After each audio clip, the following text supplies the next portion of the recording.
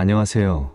오늘도 닥터스타입니다. 오늘은 당뇨에 대해 알아보겠습니다. 당뇨병은 현대사회에서 흔히 볼 수 있는 만성질환으로 혈당 조절의 문제가 생겨 여러 합병증을 유발할 수 있습니다. 오늘은 당뇨병의 의심 증상, 전형적인 증상, 원인, 그리고 진단 기준에 대해 쉽게 설명드리겠습니다. 당뇨병의 의심 증상과 전형적인 증상입니다. 당뇨병은 초기에는 증상이 미미하거나 아예 나타나지 않을 수 있지만 다음과 같은 증상이 있다면 의심해 볼 필요가 있습니다. 잦은 소변이 발생합니다. 평소보다 화장실을 자주 가게 되고 특히 밤에 소변을 보러 자주 깬다면 당뇨병의 신호일 수 있습니다. 이는 혈액 속 과도한 당분이 소변으로 배출되기 때문입니다. 극심한 갈증이 잦습니다. 잦은 소변으로 인해 몸이 탈수 상태가 되면서 물을 많이 마시게 됩니다. 하지만 갈증이 쉽게 해소되지 않는 경우가 많습니다. 피로와 무기력이 동반됩니다. 몸이 에너지원으로 당분을 제대로 활용하지 못하기 때문에 피로감이 지속됩니다. 체중 감소가 발생합니다. 특별히 다이어트를 하지 않았는데도 체중이 줄어드는 경우 특히 제1형 당뇨병에서 흔히 나타납니다. 이는 몸이 에너지를 얻기 위해 지방과 근육을 분해하기 때문입니다. 치아, 흐림 증상이 나타납니다. 혈당 변화로 인해 눈의 수정체가 부어 시야가 흐릿해질 수 있습니다. 상처 치유 지연 및 감염이 증가됩니다. 상처가 잘 낫지 않거나 잦은 감염, 특히 피부 감염이나 칸디다증이 발생할 수 있습니다. 손발 저림 또는 통증이 있습니다. 고혈당으로 인해 신경 손상이 생기면서 손발 저림, 통증, 무감각 등이 나타날 수 있습니다. 이 외에도 건조한 피부, 가려움증, 심한 배고픔 등이 동반될 수 있습니다. 이러한 증상이 나타난다면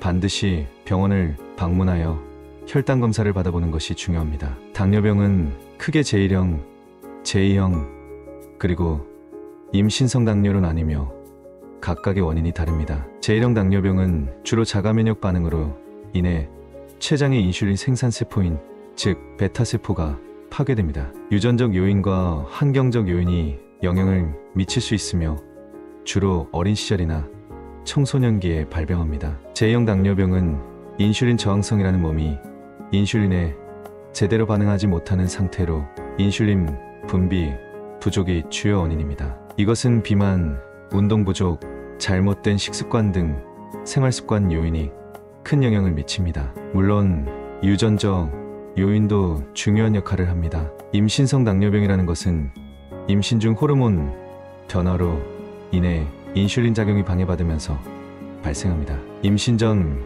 비만이나 가족력이 있는 경우 위험이 증가합니다. 당뇨병의 진단 기준에 대해 알아보겠습니다. 당뇨병은 다음 4가지 기준 중 하나라도 충족되면 진단됩니다. 공복 혈당 측정으로 진단법은 8시간 이상 금식 후 측정한 혈당이 126 이상의 경우 진단이 됩니다. 경구 당부화 검사는 75g의 포도당 섭취 후 2시간 뒤 측정한 혈당이 200 이상의 경우 진단을 합니다. 당화혈색소 진단법은 당화혈색소가 6.5% 이상의 경우입니다. 당화혈색소 검사는 지난 2에서 3개월 동안의 평균 혈당 수치를 반영하며 금식이 필요 없다는 점에서 환자들에게 매우 편리합니다. 무작위 혈당 나는 것은 당뇨, 다음 갈증, 체중 감소 등 전형적인 증상이 있으면서 식사와 관계없이 측정한 혈당이 200 이상의 경우 당뇨로 진단을 할 수 있습니다. 최근에는 주로 당화혈색소 측정법과 공복 혈당 검사로